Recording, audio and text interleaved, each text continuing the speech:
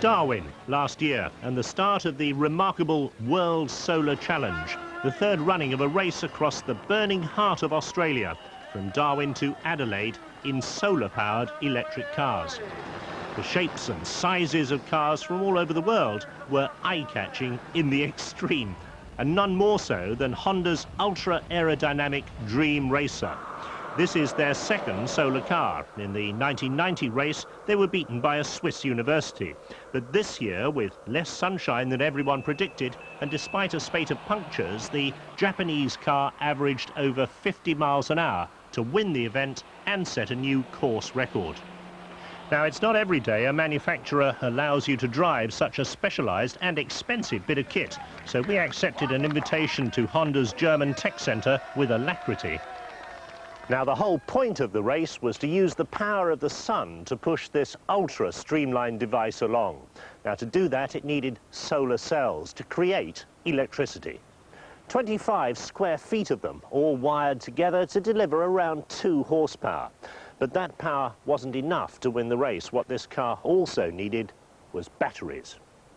When the sun's shining, the solar panels drive the car, and the battery simply absorbs any electricity that's left over. So when the sun goes in, the battery can take over, powering the motor in the single rear wheel. The battery pack makes up a third of the total vehicle weight, so of course weight saving is crucial in the design. They've used carbon fibre throughout the chassis, magnesium for the suspension mountings, and for the ultra-thin wheels with their high-pressure tyres.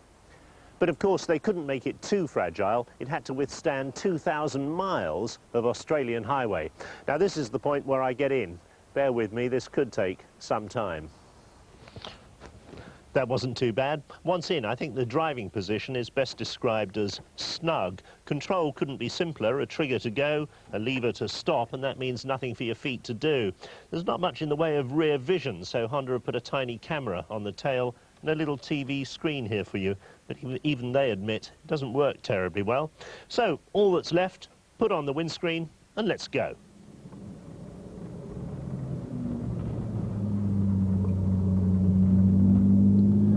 Initial impressions on setting off in this somewhat fetal driving position are of complete and utter admiration for the Japanese drivers and the way they coped with the epic marathon trip across Australia with temperatures inside the cockpit sometimes approaching 120 degrees.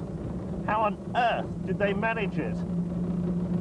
It's a very restricted view, and you're acutely aware that with this sort of pillar box slot to look through, you can't see the sides of the machine, and you have to bear in mind you're driving £1 million worth of research gear. There's not very much in the way of suspension movement. You certainly crash over every pothole, and again, you wouldn't want to hit too many kangaroos across Australia. Actually responds jolly well to this throttle. I mean, it picks up speed really quickly. There's a very rough bit of track here, so I better shed some of that speed. Oh, God. Carbon fibre bodywork may be very light, but it does not transmit the noise.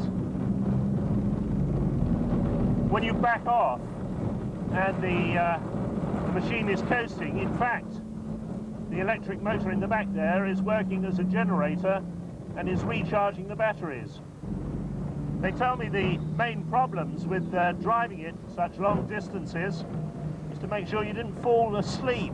And they used to talk to the drivers through the headphones about all sorts of things, what their girlfriends were doing and how life was back home. I can't imagine how you could fall asleep in this environment.